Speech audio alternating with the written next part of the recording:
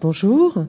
Alors, on va suivre, on poursuit après vous, c'est super difficile, merci.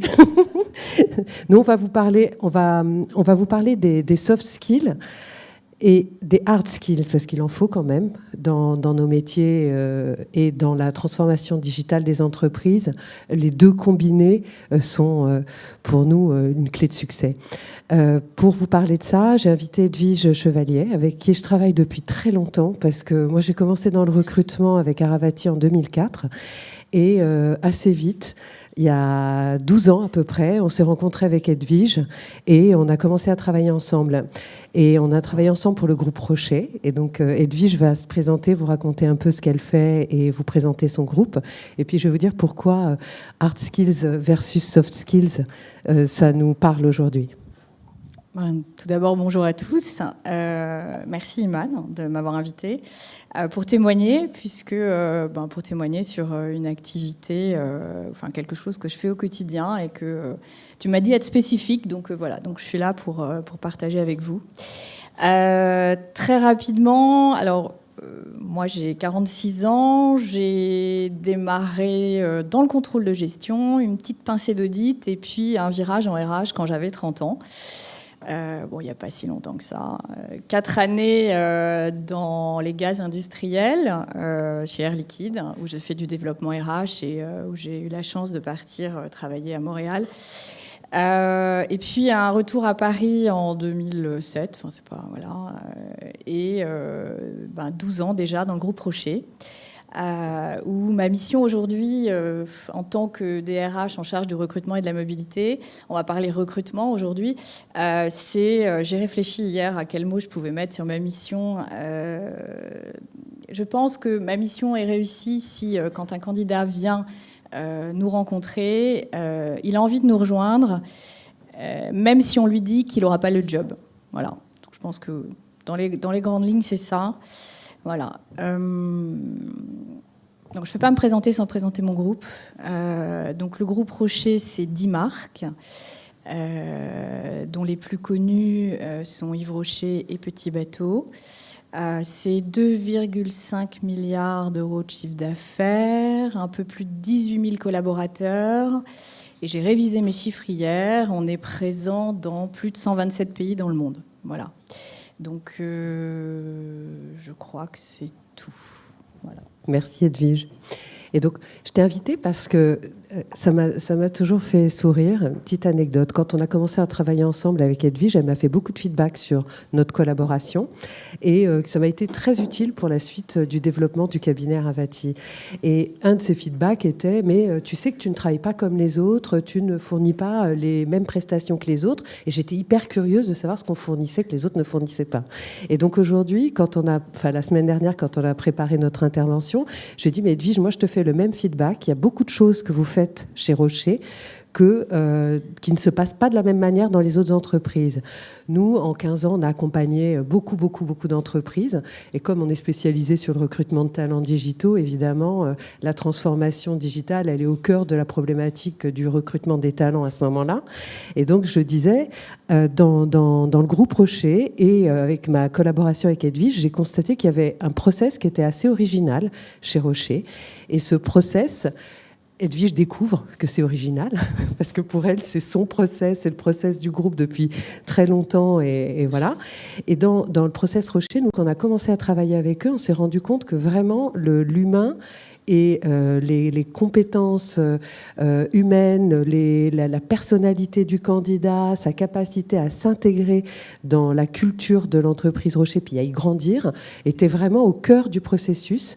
Et l'organisation de ce process permet vraiment de se focaliser là-dessus, plus que sur les hard skills, j'allais dire, qui sont indispensables, qu'on va rechercher, mais voilà. Et donc, tu peux nous raconter un peu le process Rocher? Je sais que toi, tu trouves que c'est normal, mais ça ne l'est pas. Pour moi, je peux te dire que ça n'est pas le process qu'on retrouve dans toutes les entreprises. Non, mais je te fais confiance, tu as certainement raison. Je pense qu'après 12 années d'exercice du recrutement dans le groupe, j'ai peut-être perdu effectivement le sens Enfin, en tout cas, je ne benchmark pas énormément avec l'extérieur. Ce qui est certain, c'est que quand je suis arrivée en tant que responsable du recrutement des jeunes diplômés, je n'étais pas à ce poste-là il y a 12 ans. La première chose que m'a dit mon boss, c'est quoi qu'il arrive, le premier entretien d'un candidat se fait avec une personne des ressources humaines. Et ça, c'est vrai, Iman, tu as raison. C'est vrai qu'à l'époque, ça m'a surpris. Aujourd'hui, je suis surprise. Aujourd'hui, je suis habituée. Mais c'est vrai que ça m'a surprise. Et c'est en ça que, vraisemblablement, enfin, on est spécifique. C'est que on ne peut pas dire qu'on ne sélectionne pas les candidats sur des hard skills, puisqu'on va les sélectionner sur un CV, ou lorsqu'on travaille avec Aravati, donc avec Iman, le cabinet va s'assurer des compétences techniques minimales. Enfin, j'allais dire... Il y a un socle. Voilà, il y a quand même un socle. Il n'empêche que la première rencontre avec l'entreprise se fait avec des RH. Et on a beau être, parce que je sais qu'il y a beaucoup de RH dans la salle, on a beau être très très intelligent, on est expert que de notre métier. On n'est pas expert des métiers voilà, des candidats qu'on rencontre. Ce que je veux dire par là, c'est que, de fait, le premier filtre se fait sur des compétences comportementales, enfin des soft skills. Voilà. Donc ça, c'est vrai. Donc, ce qui fait que plusieurs candidats qu'on va rencontrer, nous, en RH, on ne fera passer, je dirais, à l'étape suivante que les candidats qui vont avoir, on va dire, coché les cases sur les fameuses 5 compétences comportementales qu'on recherche. Alors, je vais les citer. On parle de collaboration, de reconnaissance, de confiance et puis de responsabilité. Et on a rajouté l'initiative. Alors, ce n'est pas un hasard si on les évalue sur ces compétences-là. C'est tout simplement parce qu'au fur et à mesure, enfin, dès leur première année je dirais, dans leur job, ils vont être évalués sur ces compétences-là. Donc, voilà. Donc, c'est simplement du bon sens. Puisqu'ils vont être évalués sur ces compétences-là, eh bien, on les évalue à leur entrée. Tu les challenges sur les mêmes compétences. Donc, les entretiens de démarrage, ça semble évident quand tu le dis, mais aujourd'hui, nous qui travaillons avec beaucoup d'entreprises, le premier qui rencontre le candidat dans l'entreprise, c'est le manager, c'est le N+1, c'est l'opérationnel. Donc lui, il va challenger le candidat sur la possibilité de la collaboration avec lui et ce que va apporter de manière complètement concrète le collaborateur en arrivant. Donc, est-ce qu'il est capable de faire ci, de prendre ce projet en charge? Est-ce qu'il apporte une compétence, etc. Donc, chez Rocher, non. C'est d'abord, qui es-tu? Qu'est-ce que tu apportes, toi, intrinsèquement en termes de personnalité? Et par rapport au challenge, aux enjeux de l'entreprise, c'est le RH qui dit « Ok, tu peux rencontrer l'opérationnel, parce que je pense qu'on a quelque chose à faire avec toi dans le groupe et sur la durée. » Et voilà. Moi, ça a été très surprenant, parce que les candidats se disent toujours « Oui, mais attendez, j'ai une étape avec vous. Pourquoi je vais encore voir un RH? Moi, je voudrais parler du poste avec quelqu'un de concret, quelqu'un du métier. » Eh bien non, là, on devait faire le job de lui expliquer que c'était plus intéressant pour lui de rencontrer aujourd'hui quelqu'un des RH qui va s'intéresser à lui globalement et à sa personnalité, à sa capacité à s'intégrer, à accompagner le groupe, qui s'est beaucoup, beaucoup transformé en 12 ans. C'est moi, le groupe que j'ai connu et toi, et le groupe que c'est aujourd'hui. Et voilà. Et ça a été grâce, je pense, vraiment au fait que les compétences personnelles, les soft skills des candidats ont été au cœur du processus dès le départ.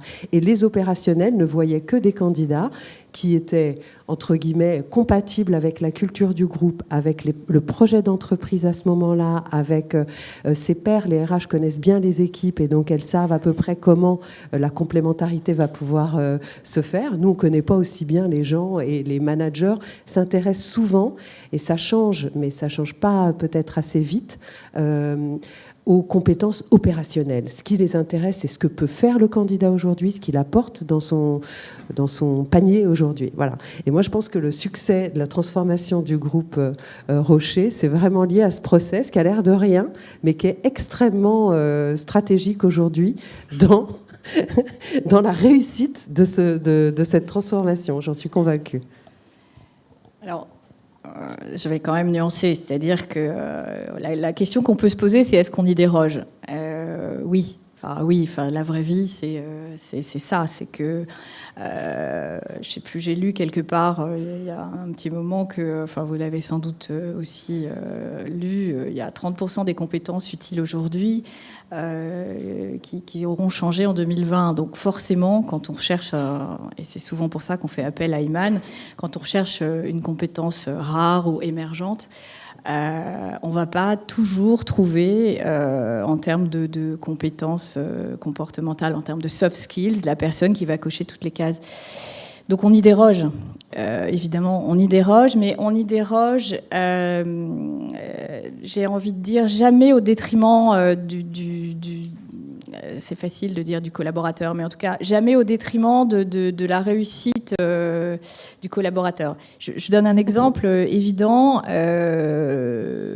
On recherche dans une compétence particulière en digital, Iman, je ne sais pas, quelque chose de nouveau. Un chef de projet, donc il va être amené à travailler en mode projet. Il est hors de question.